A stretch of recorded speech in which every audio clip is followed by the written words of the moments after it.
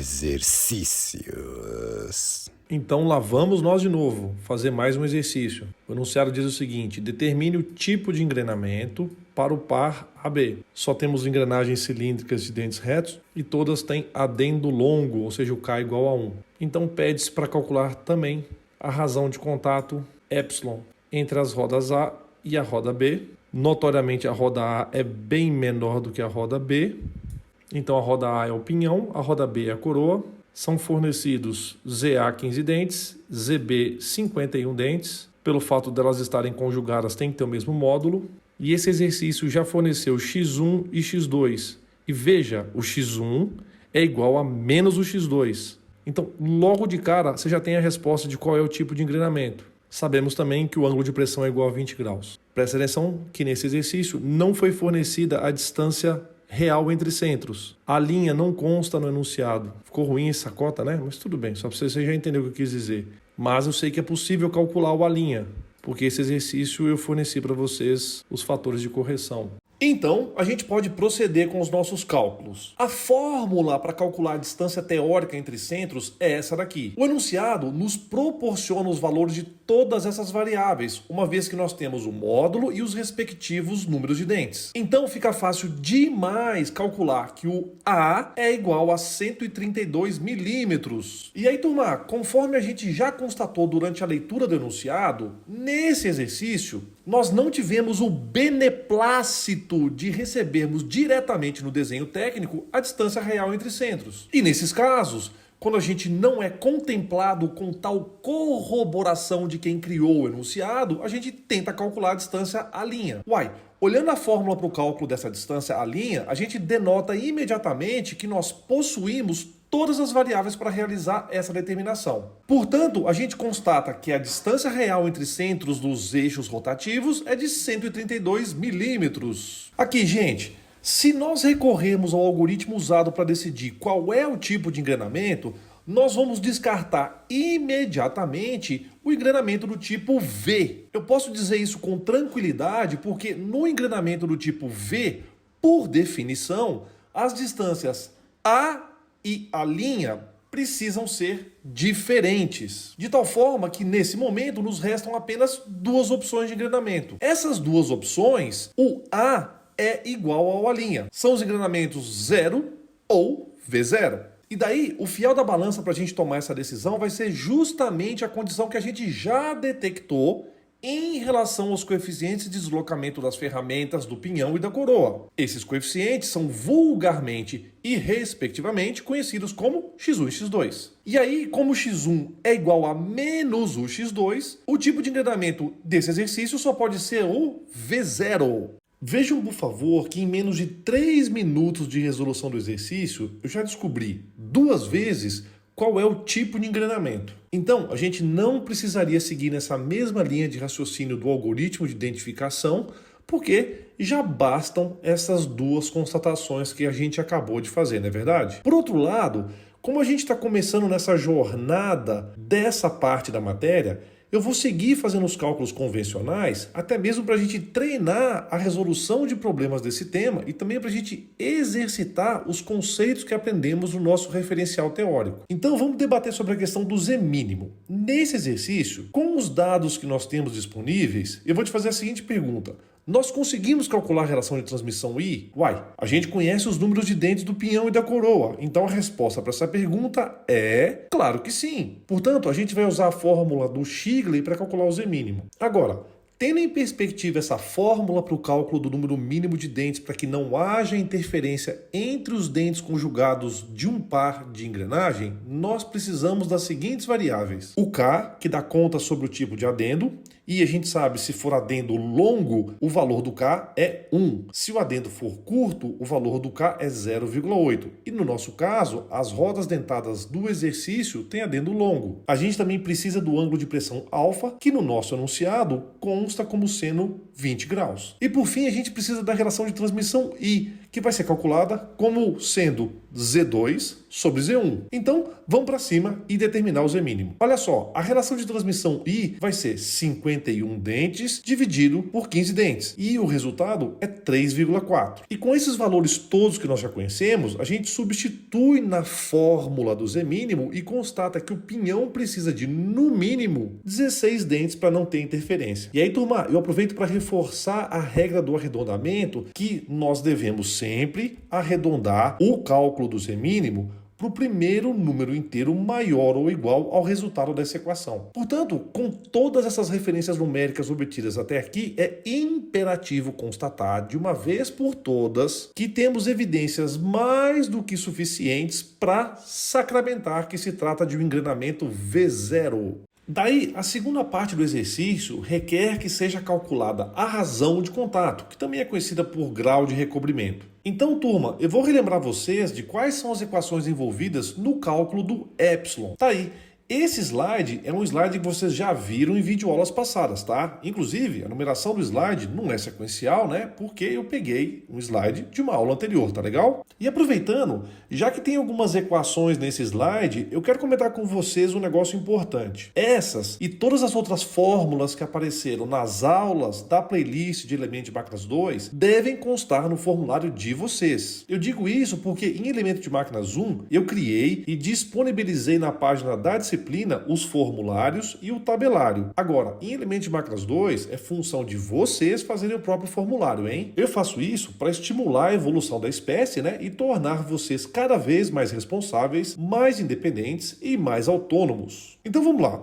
No caso, a fórmula para determinar a razão de contato é essa daqui. Na fórmula, turma, a gente precisa do ângulo de pressão de funcionamento alfa', dos ângulos de ação alfa-A1 e alfa-A2, bem como os respectivos números de dentes. Os números de dentes a gente conhece, Z1 15 e Z2 51 dentes. Inclusive, eu já falei isso umas 51 vezes, né? E não é uma boa ideia ficar repetindo tanto, me desculpa aí. Agora, vamos falar do ângulo de pressão de funcionamento alfa'. A fórmula é essa daqui. Agora, no nosso caso, como o exercício é um engrenamento V0, matematicamente a gente constata que o alfa é igual ao alfa'. Ou seja, nesse exercício, o alfa' é 20 graus. Então, resta que a gente calcule os ângulos de ação alfa-A1 e alfa-A2 para que a gente possa jogá-los na fórmula do grau de recobrimento. Então, vamos fazer isso na própria resolução do slide. Com os dados desse exercício, o alfa-A1 resulta em 37 graus e o alfa-A2 em 23,8 graus. E fazendo com que esses valores desemboquem na fórmula do grau de recobrimento, a gente determina que a razão de contato é de 1,55 dentes. Aqui, turma, é fundamental que vocês analisem fisicamente o resultado dessa fórmula. Como a gente já conversou antes, o grau de recobrimento representa o número médio de dentes em contato sobre o percurso do engrenamento. Ou seja, o grau de recobrimento nada mais é do que uma medida da divisão da carga entre os dentes. Com esse resultado de 1,55 dentes, isso significa que tem pouco mais de 1,5 dente em contato durante todo o percurso do engrenamento dessas duas rodas dentadas. E aí eu vou aproveitar para fazer um comentário, porque não tem o menor problema esse número epsilon não ser inteiro. Aliás, é ao contrário, né? É esperado que ele não seja inteiro, por quê? Para esse número epsilon dar inteiro, teria que ser uma coincidência numérica enorme da gente ter um dente inteiro em contato ou até mesmo 2 dentes inteiros em contato. Agora, turma, já o número mínimo de dentes, né? Ou seja, o Z mínimo, esse sim, depois que a gente fizer o cálculo, a gente tem que arredondar para um número inteiro superior, né? Um número inteiro maior do que o Z mínimo calculado. Porque, por exemplo, não tem como você me dizer que você vai fazer uma engrenagem com 15,6 dentes, né? Tipo, vou fazer uma engrenagem banguela, professor. Falando nisso, eu vou te dar um exemplo, né? Imagina um aluno falando assim para mim: olha aí, professor, que orgulho, eu assisti todas as aulas do seu canal e consegui não apenas projetar, como construir uma engrenagem incrível. Sabe o que eu fiz, professor? Eu apliquei a fórmula do livro do Shigley, calculei o Z mínimo e mandei fabricar essa belezura de roda dentada. Olha aí a engrenagem de 15,6 dentes que o cidadão projetou. Que coisa maravilhosa, hein? Que fase que tá passando esse telespectador do canal AFD. Eu não sei quanto a vocês, mas eu acho que ele merece um prêmio Nobeleza de Engenharia. E pior, que se a gente conversa com o cidadão, é capaz dele justificar, viu? Olha aqui, professor, 15 dentes inteiros e se você somar esses restinhos aí, dá os outros 0,6 que estão faltando para completar os 15,6 que o Shigley mandou a gente fabricar. Aqui, meu filho, presta atenção, acorda pra vida, sou. Tá doido? Viu, professor? Sou fã demais do seu canal, valeu por manter o canal AFD no ar, porque ele é um pilar do conhecimento da engenharia moderna. Ô, gente, por favor, né? Não me dá uma dessa. Inclusive, essa foto aí é extraída de um artigo técnico bem legal que trata da investigação de falha dos dentes de uma engrenagem de uma bomba diesel. E para que você possa estudar e não resolver fazer uma engrenagem desse jeito, né? Eu vou deixar o link do artigo na descrição do vídeo. Bom, com isso a gente teria terminado o exercício. Na verdade, a gente terminou o exercício. Só que antes de terminar a aula, eu quero aproveitar e comentar um negócio com vocês. A gente recomenda que cada estudante desenvolva suas próprias planilhas de cálculo. Isso é importante porque você vai aprimorar as suas habilidades no software matemático da sua escolha e também porque você vai poder usar suas planilhas de cálculo durante a prova. Salvo alguma instrução diferente dada no início do semestre, vocês farão provas presenciais nos laboratórios de informática da faculdade. E daí, durante a realização das provas, vocês poderão consultar no computador todos os materiais didáticos que vocês quiserem. Agora, vocês não podem fazer consulta a materiais físicos e também vocês não podem usar quaisquer aplicativos de comunicação. Fora isso, turma, vocês podem usar MATLAB, Excel, Octave, Mathcad, IIS, consultar os PDFs das aulas, assistir às aulas durante as provas, claro, se você trouxer fone de ouvido, né? Vocês podem consultar quaisquer sites que vocês quiserem, podem usar programa de inteligência artificial, enfim. As únicas restrições residem no fato de vocês não se comunicarem e de vocês não consultarem ou não trocarem materiais físicos.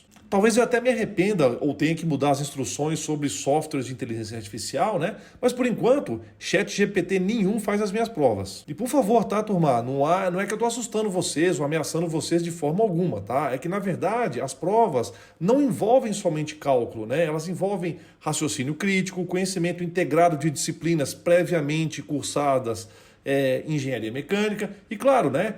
Que vocês tenham assistido às aulas do canal AFD. E mesmo porque, se a inteligência artificial fizer as provas, você pode desencanar que as empresas não vão precisar mais de vocês, tá legal? E aí eu repito, essas são as instruções de quando eu estou gravando essa aula, né? Que no caso é o primeiro semestre de 2024. E daí, se existirem instruções diferentes no determinado semestre que você estiver cursando, essas instruções constarão no Moodle e os professores abordarão com vocês em detalhes durante as aulas. Vamos voltar aqui na minha planilha, tá? Ela tem uma lógica de que as células que estão em amarelo, elas precisam ser abastecidas com as informações do enunciado, enquanto que as células que estão em cinza são os cálculos feitos com as expressões matemáticas introduzidas no programa. E aí fica um aviso adicional que se você pegar a planilha que algum coleguinha fez, por favor, valide a mesma antes de usar nas provas. Nunca é demais lembrar que a responsabilidade de executar os cálculos é exclusivamente de vocês, tá? Não vai vir com aquele papinho furado de que digitou errado na planilha, de que a forma estava errada, etc. Inclusive, olha aqui nessa figura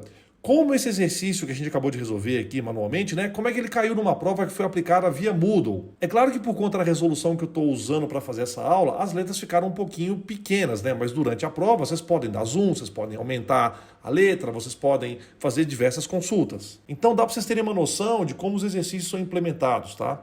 Honestamente, turma, esse exercício, na minha modesta concepção, ele é de categoria mamão com açúcar mascavo dos Andes chilenos, tá?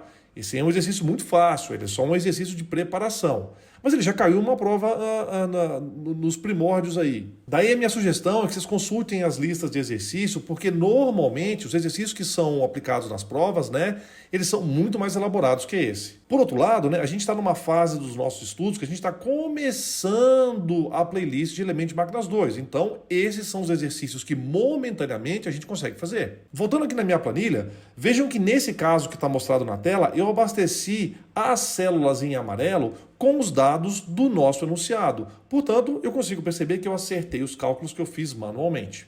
Então, a gente já pode encerrar essa parte da matéria, na qual tratamos de interferência entre dentes, correção de perfil de dentes e tipos de engrenamento. Na próxima aula, a gente vai seguir estudando os fundamentos da transmissão de potência através de engrenagens. E daí, eu devo começar a estudar com vocês o cálculo de forças em engrenagens cilíndricas de dentes retos. E turma, para finalizar a aula, eu vou recomendar que vocês escutem essa banda aqui que apareceu aí em alguns trechos dessa aula. Como eu curto muito o som deles, eu estou recomendando para vocês, tá? O nome da banda é Slaughter to Prevail. Uma tradução literal do nome da banda seria algo como a incumbência do amor. Que coisa romântica, né? Pra vocês terem uma ideia, o nome do vocalista da banda é Alex the Terrible. E aí, por favor, eu vou sugerir que vocês escutem essa música aqui antes de vocês iniciarem a próxima aula. Só que vocês têm que prometer para mim que vocês vão escutar a música inteira. Para te facilitar, eu vou deixar na descrição do vídeo o link da música. Mas até por uma questão de liability, eu recomendo que antes de começar a escutar essa música, você aperte o cinto de segurança, coloque os EPIs que você tiver aí ao seu redor. Por exemplo, o capacete é mandatório e se prepara porque é colisão de implemento agrícola com uma cegonheira. E depois você me conta. Como a gente está finalizando essa parte da matéria, vamos para o bordão de encerramento. Fim! Obrigado!